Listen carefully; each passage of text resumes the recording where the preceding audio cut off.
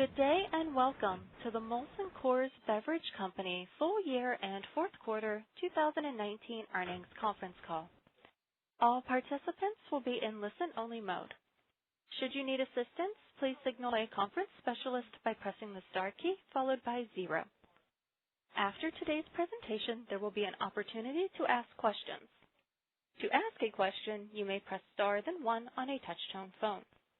To withdraw your question, please press star then 2.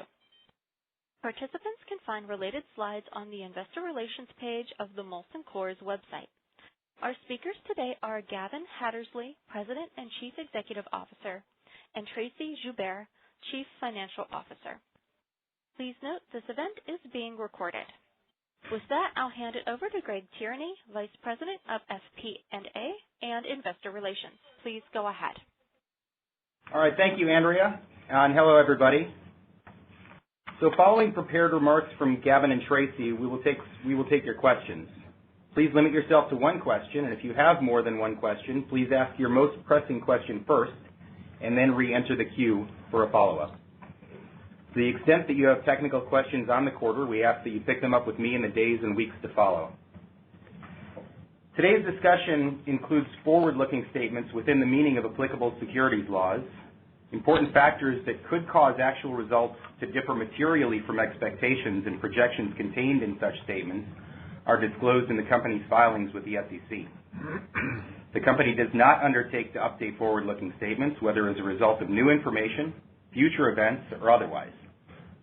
GAAP reconciliations for any non-U.S. GAAP measures are included in our news release or otherwise available on the company's website at www.molsoncoors.com. Also, unless otherwise indicated, all financial results the company discusses are versus the comparable prior year period and in U.S. dollars. And with that, over to you, Gavin. Thanks, Greg. Look, 2019 was a challenging year for Molson Coors Beverage Company. However, despite significant headwinds and continued volume declines, we grew net sales revenue per hectoliter and improved our mix. We delivered strong free cash flow and cost savings, reduced our debt, and started making progress towards premiumizing and modernizing our portfolio. We know we still have a lot of work to do, and that's why last quarter we announced a plan to get Molson Coors back to consistent top-line growth. The plan is designed to streamline the company, allow us to move faster, and to free up resources to invest in our brands and capabilities. And as promised in October, we've wasted no time implementing the plan. Now, to remind you, there are 5 components of the revitalization plan: investing in our iconic brands, aggressively growing our above-premium business in beer and in flavored beverages, growing beyond beer, strengthening our capabilities, and streamlining our company. So let me update you on some of the progress that we're making. We believe in the future of our core brands because they have the power to recruit new legal-age drinkers, which is why investing in our core is a key part of our revitalization plan.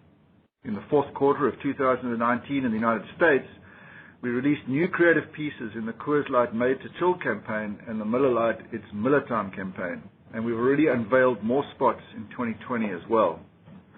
The early results are positive.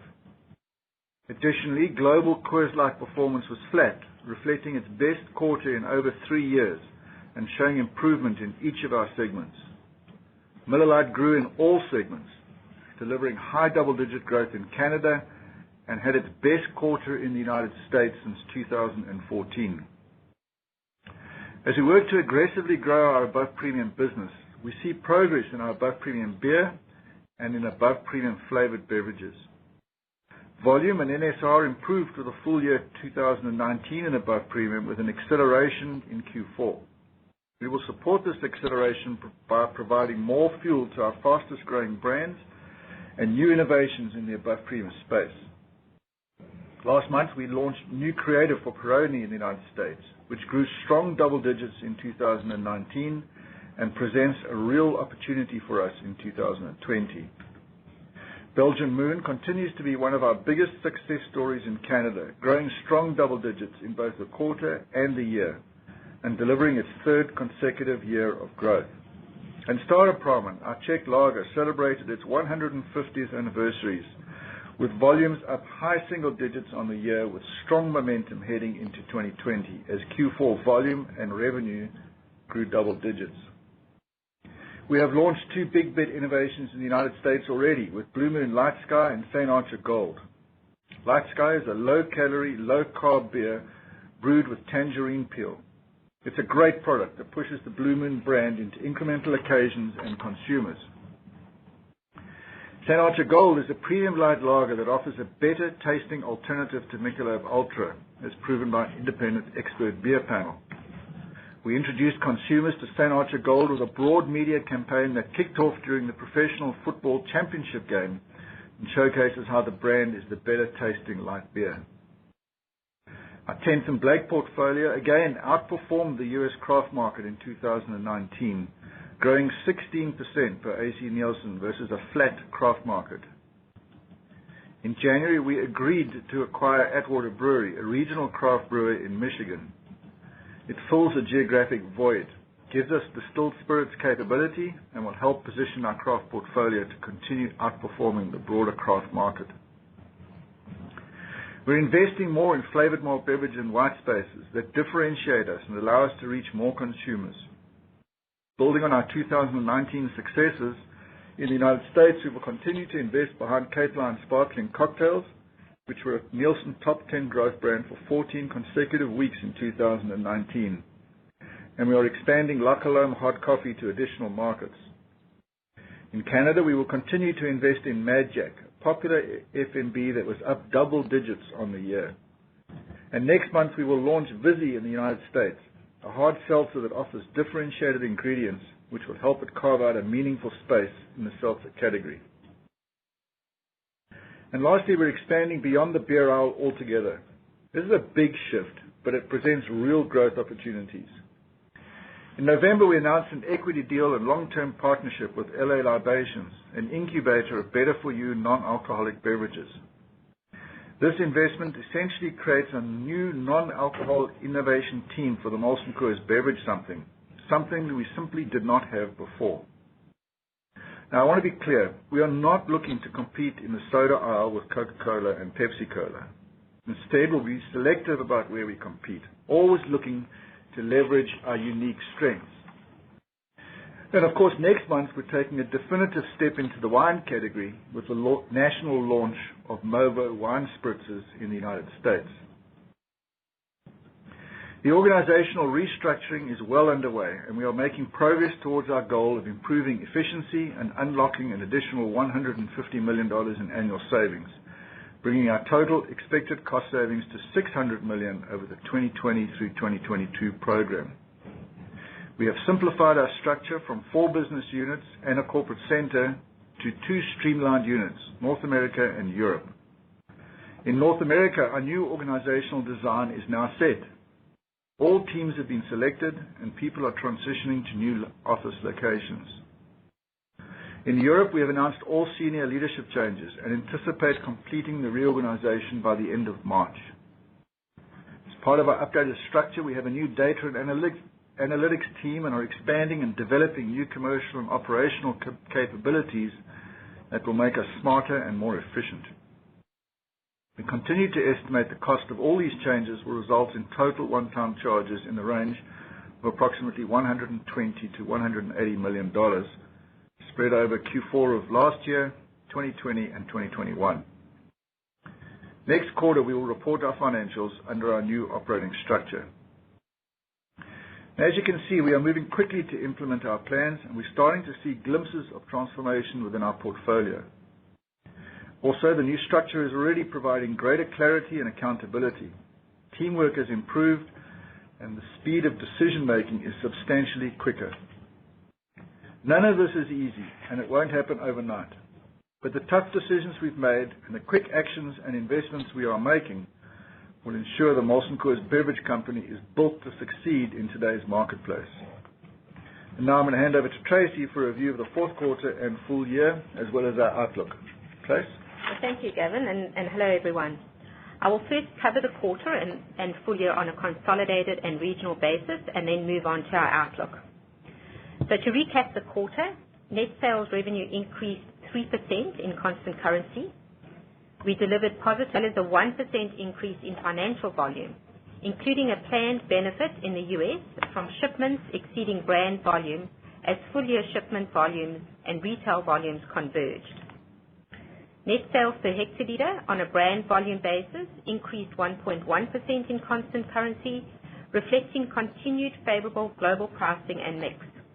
Our Europe business continues to deliver strong NSR per hectoliter increases, driven by both pricing and mix. In North America, we saw a sequentially lower increase in our U.S. business and slightly lower rates in Canada.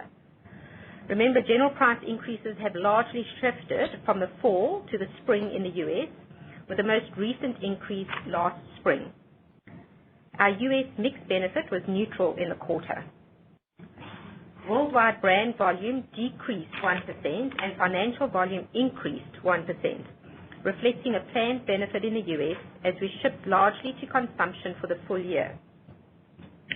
Global priority brand volume increased 1.6%. In the U.S., brand volumes benefited from improving industry volumes. October 2018 was soft following a general price increase and improving premium light segment trends, as you heard in Gavin's remarks. Canadian volumes remained challenged in the fourth quarter, driven in part by continued industry softness. In Europe, our brand volume benefited from a broad-based improvement in industry trends and continued premiumization. Our international business brand volumes grew double digits, driven by strong performance in Latin America. Underlying COGS per hectoliter increased 1.7% on a constant currency basis, driven by inflation and mix, and partially offset by cost savings.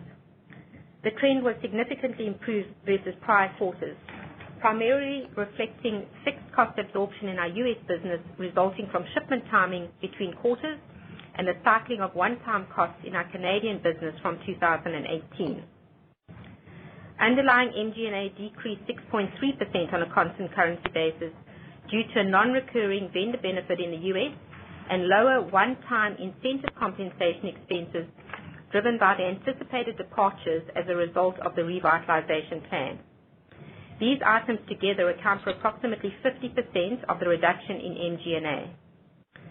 Additionally, our marketing spend was lower in the fourth quarter, reflecting a planned shift of spending to support brand launches earlier in the year and align our marketing pressure with the key selling seasons, particularly within Europe and the U.S. As a result, underlying EBITDA increased 15.8% on a constant currency basis. Recapping the year, net sales revenue decreased 0.6% in constant currency. We delivered positive global pricing and mix, but this was offset by a decline in global volume. Net sales per hectoliter on a brand volume basis increased 2.9% in constant currency, driven by favorable pricing and mix as we continue to focus on premiumizing our portfolio. Worldwide brand volume decreased 3.5% and financial volume decreased 4%. Global priority brand volume decreased 2.2%.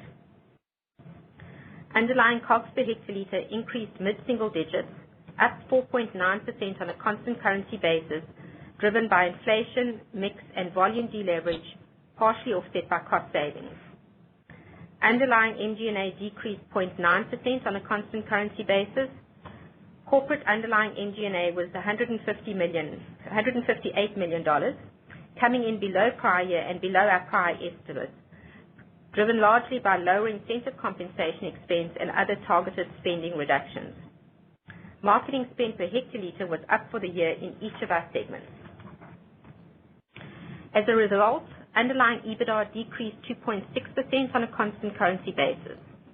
Depreciation and amortization expenses were $827 million, in line with prior year results, but below our prior estimates, driven by later and lower than planned capital expenditures.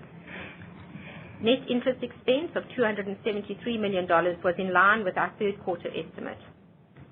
We delivered underlying free cash flow of $1.370 million, in line with our estimate, and 3.7% below the prior year, driven by lower underlying EBITDA and higher cash tax payments, partially offset by lower capital expenditures, favorable changes in working capital, and lower cash interest payments.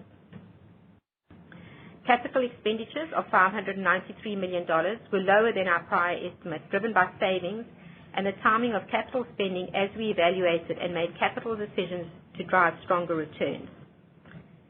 In 2019, we completed our 3-year savings program associated with the Coors acquisition and integration, delivering $230 million during 2019 and bringing our 3-year total savings to $725 million. Costs to capture the savings over the 3 years were $208 million, coming in at the low end of our most recent estimate of $230 million, driven by the addition and delivery of high-value, low-cost projects. This takes me to our financial outlook. We expect 2020 to be a transition year and anticipate net sales revenue to be flat to down low single digits on a constant currency basis. We expect underlying EBITDA to be down high single digits on a constant currency basis from fiscal year 2019 underlying EBITDA of $2.364 billion. Our estimated underlying effective tax rate is 20 to 24%. We expect interest expense of $280 million plus or minus 5%, and we expect depreciation and amortization expense to be approximately $850 million.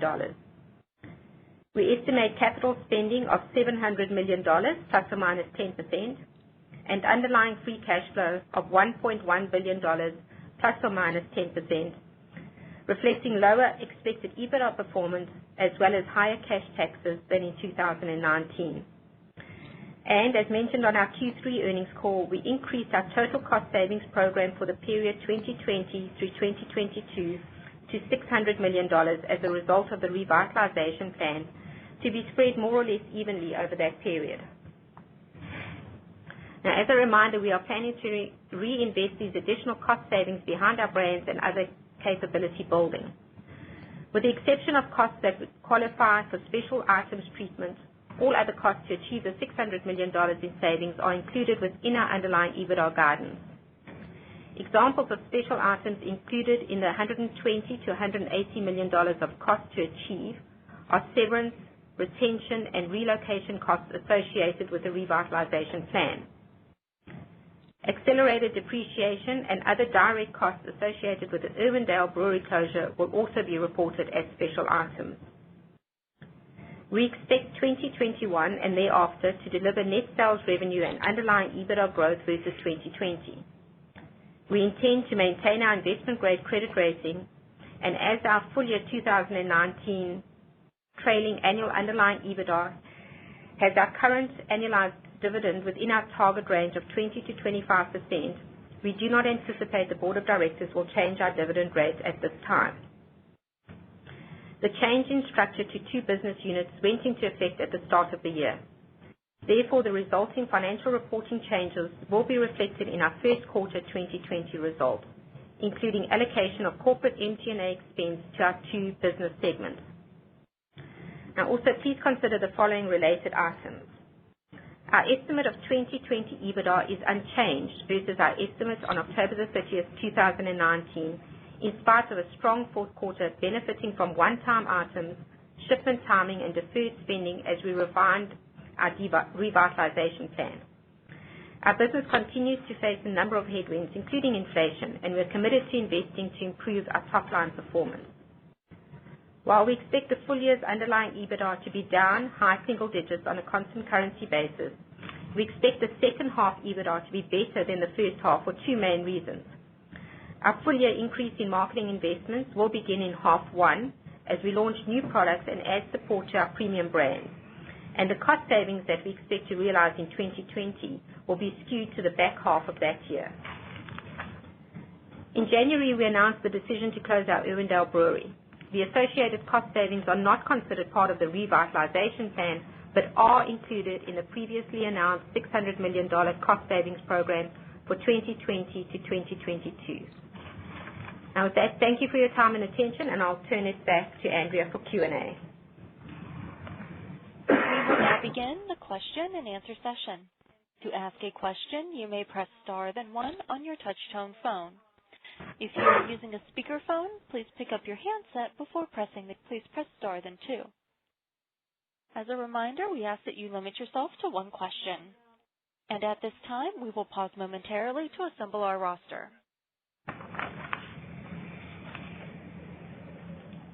And our first question comes from Eric Serrata of Evercore. Please go ahead. Morning.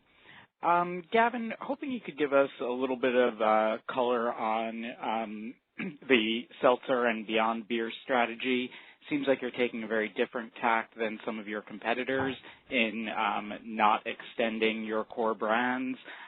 Is there any thought to a Coors Light seltzer or Miller Lite seltzer?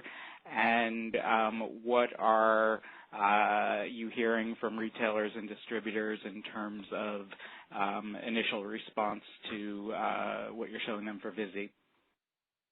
Thanks. Good morning, Eric. Look, we believe that the seltzer category is here to stay. Let's be clear about that. And Molson Coors plans to compete in this space aggressively. And we are going to have a multi-pronged approach to attacking that space.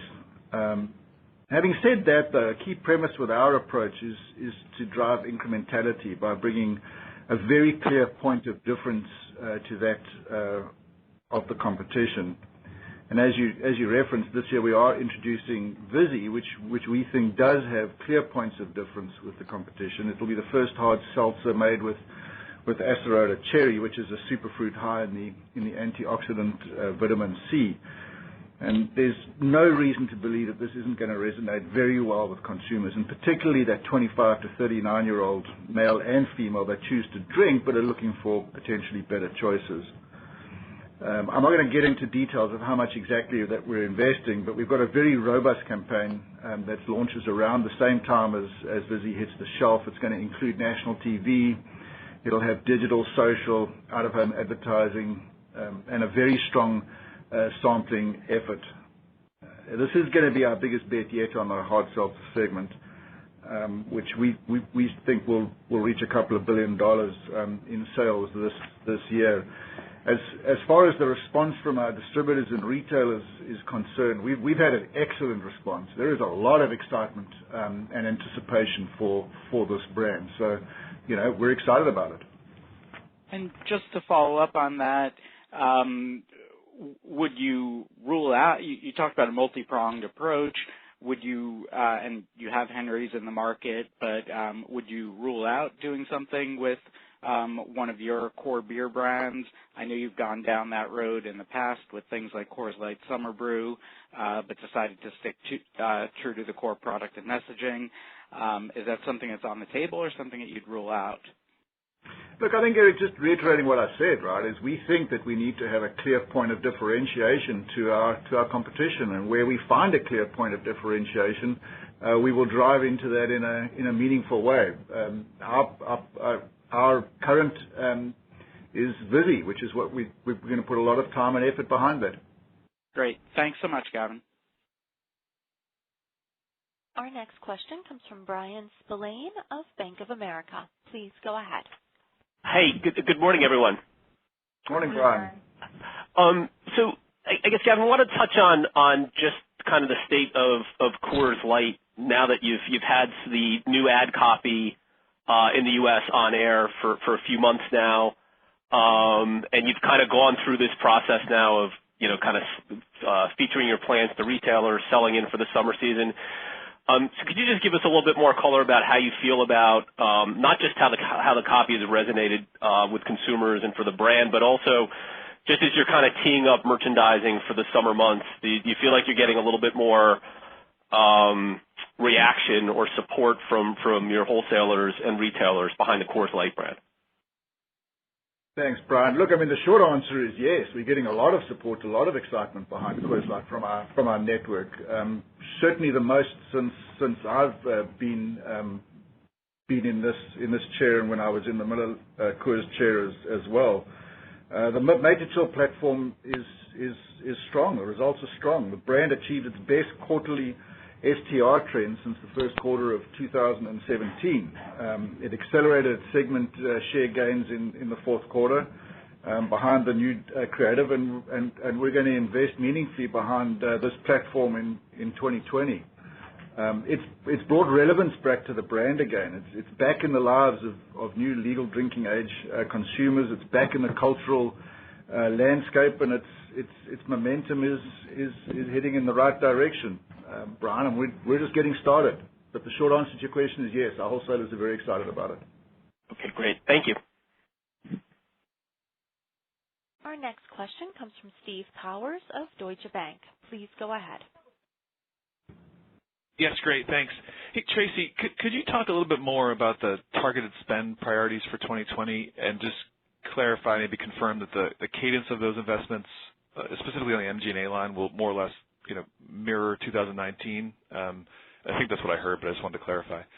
And then relatedly, Gavin, I guess for you, what does success look like in terms of a top-line response or maybe a market share response this year on the back of all of the planned initiatives that you outlined, versus to what degree may it take till 2021 or beyond for these 2020 investments to show more of a cumulative return?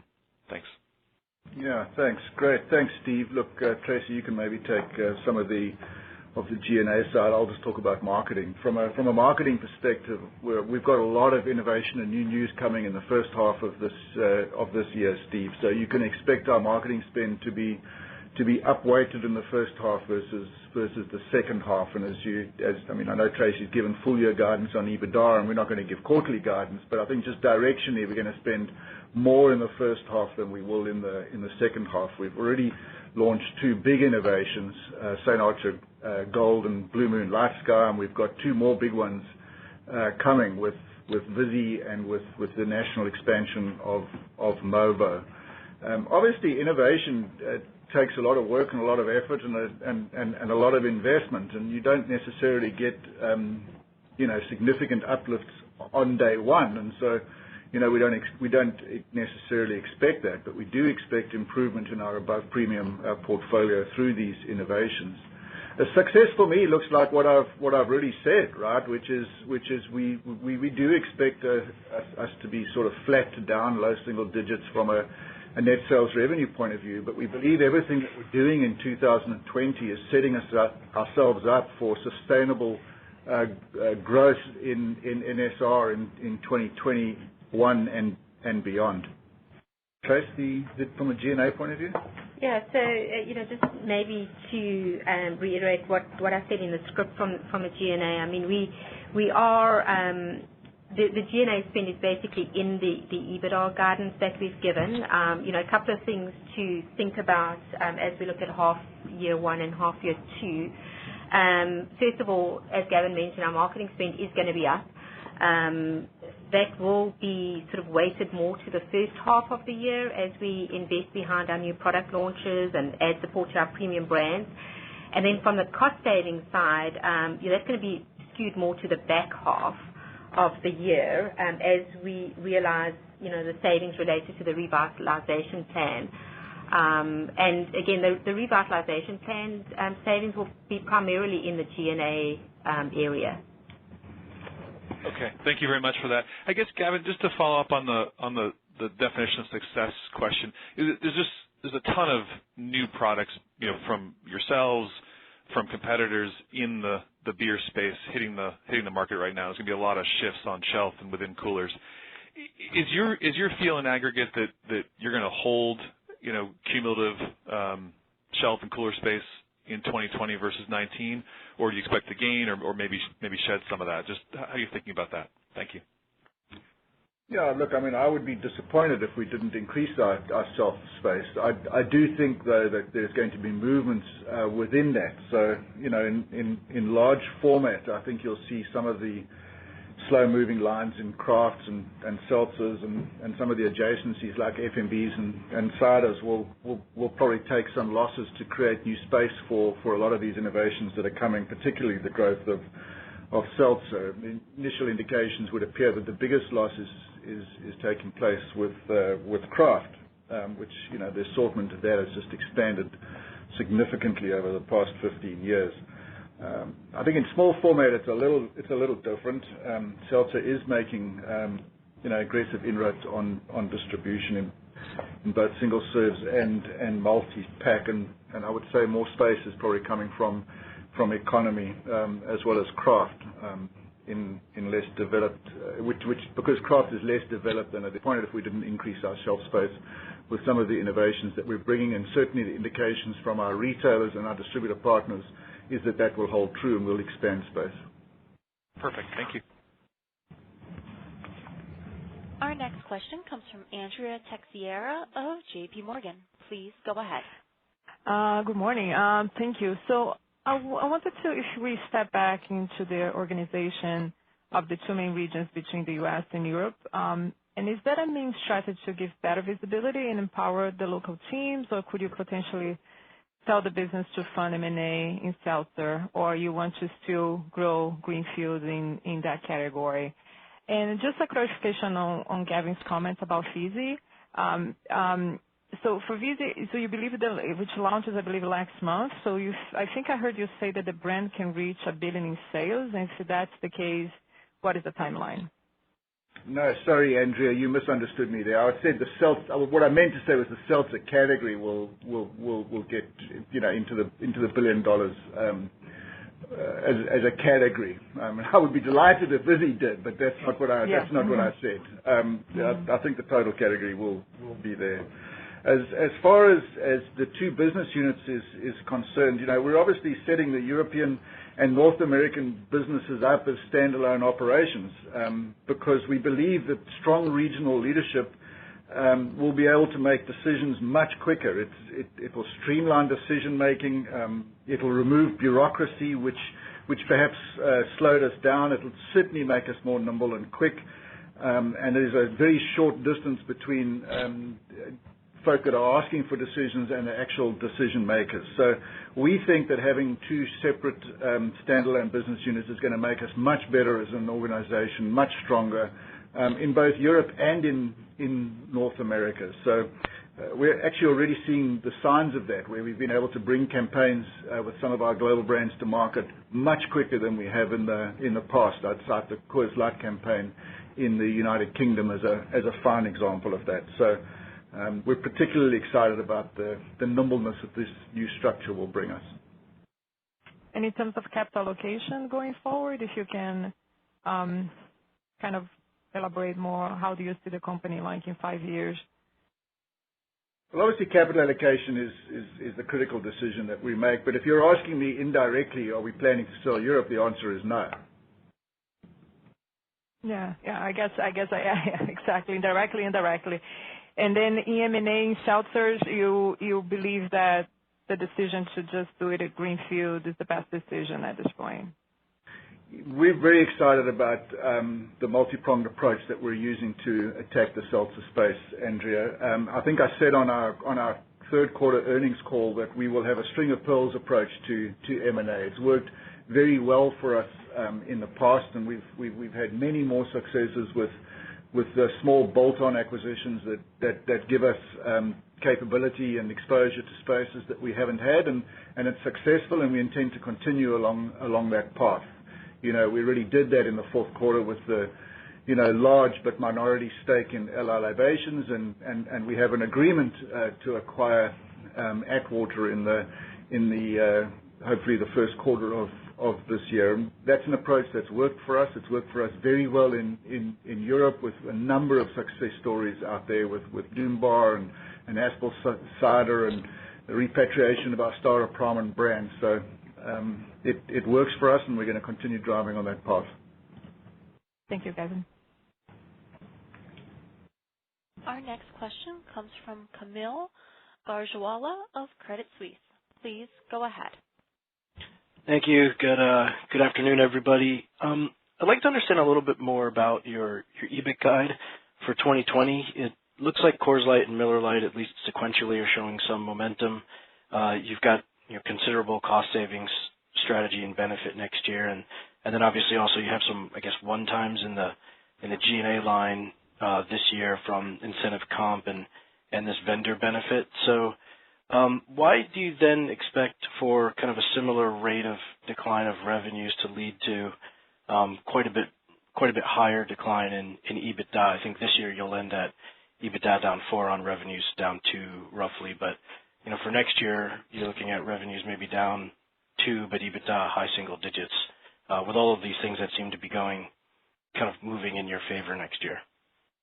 Thanks, Koval. Good morning to you. Look, 2020 is a transition year for us. It's going to take time to get the $150 million of savings out of the business, and we're implementing major actions that are fundamentally going to impact our portfolio, and many of these actions are going to take time for us to impact the top line.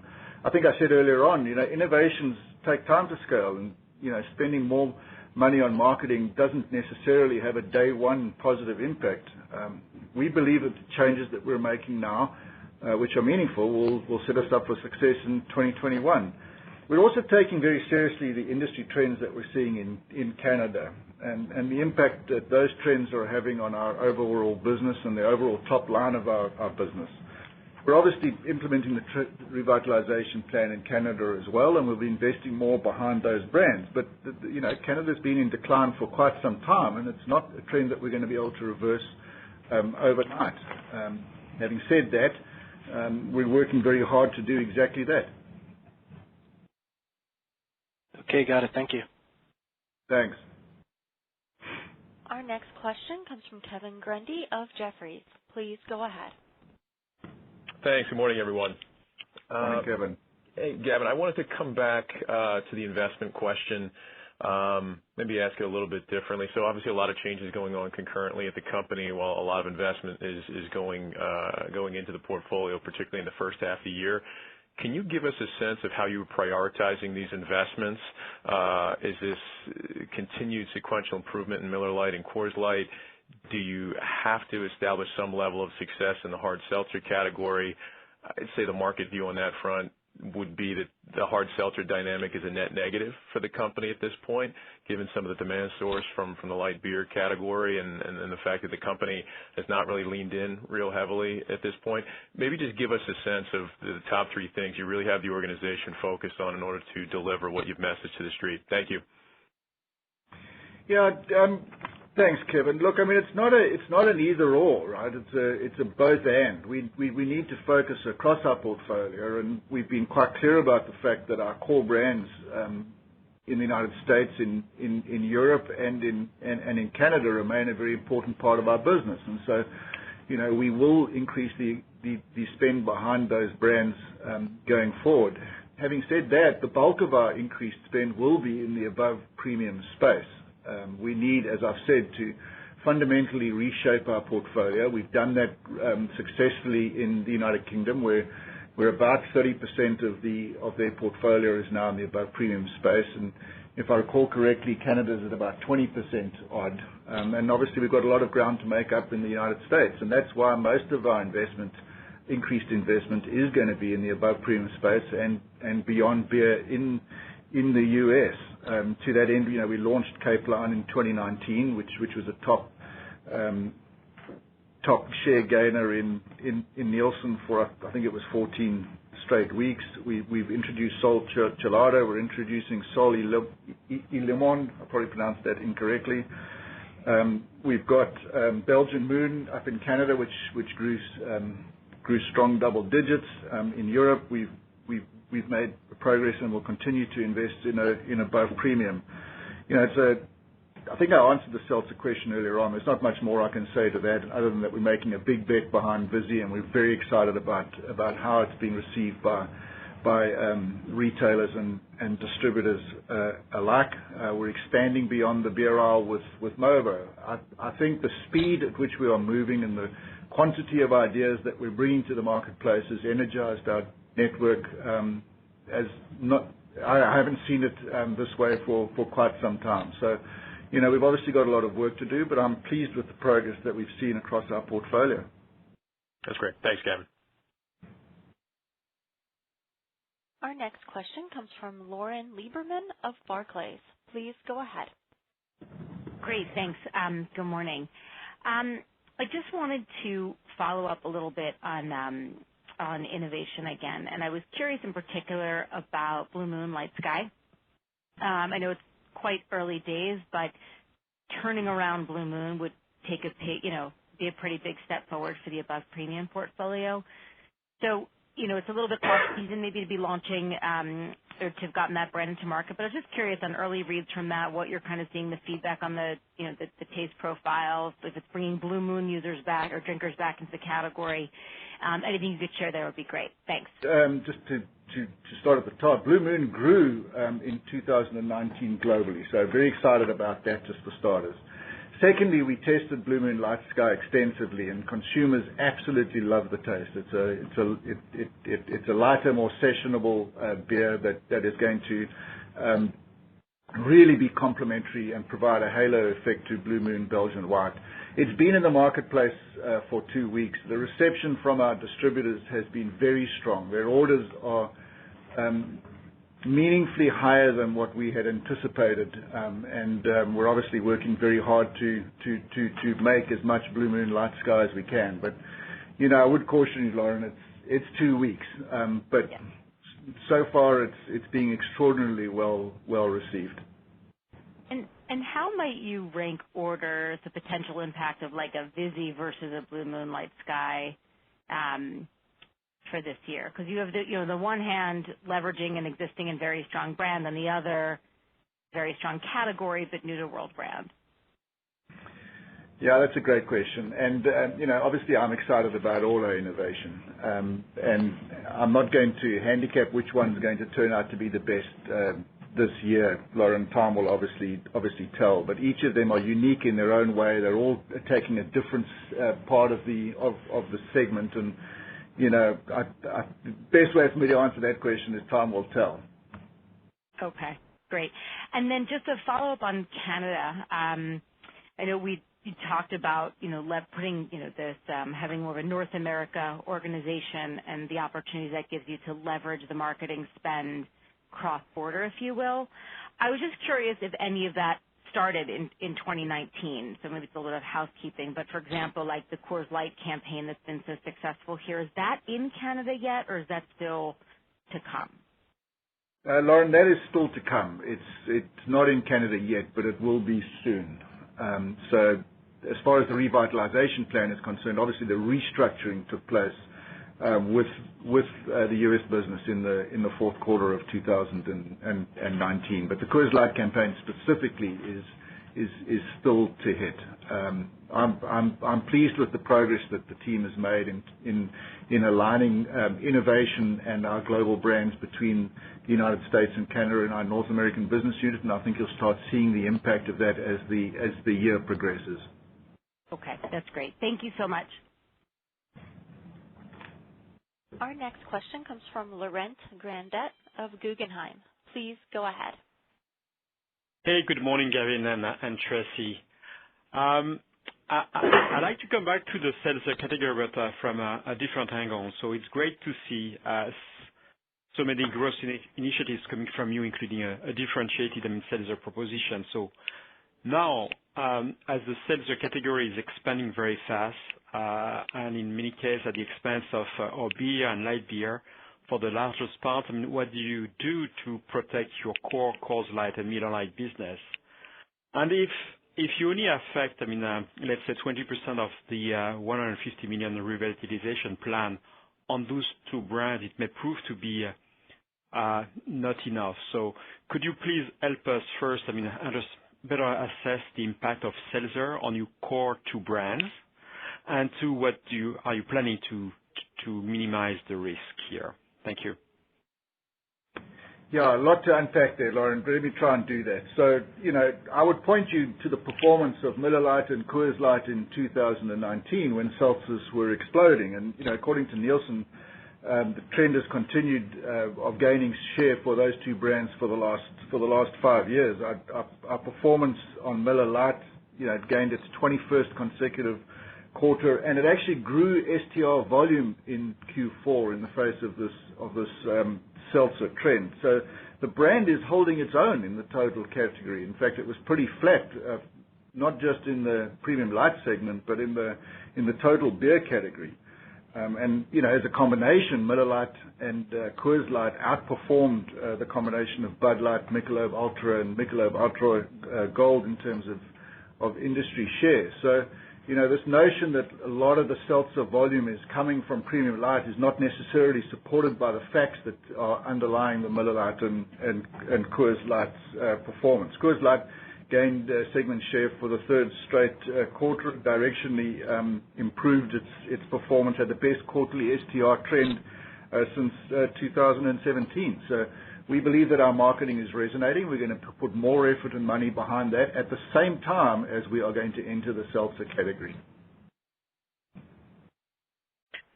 Thank you. Our next question comes from Sean King of UBS. Please go ahead. Hi, thanks for the question. I don't think you provided guidance for COGS per hectoliter into 2020. Any insights you can provide there, and if you expect any easing pressure from aluminum given hedging positions? Yeah, so let me answer that, Sean. So for 2020, we've actually given both top line and bottom line guidance, which is new this year. And so we didn't feel it was necessary to give the COGS guidance. We thought top and bottom line was more helpful. Having said that, look, our job is to manage our costs within those boundaries of top and bottom line. And we do use, we've spoken about our robust hedging programs in the past, and we've got cost savings initiatives which help us manage those costs. But, we expect to still see ongoing commodity inflation going into 2020, probably similar to what we saw in 2019. And yeah, we will just manage that with our cost savings initiatives. Got it. Thank you. Again, if you would like to ask a question, please press star, then 1.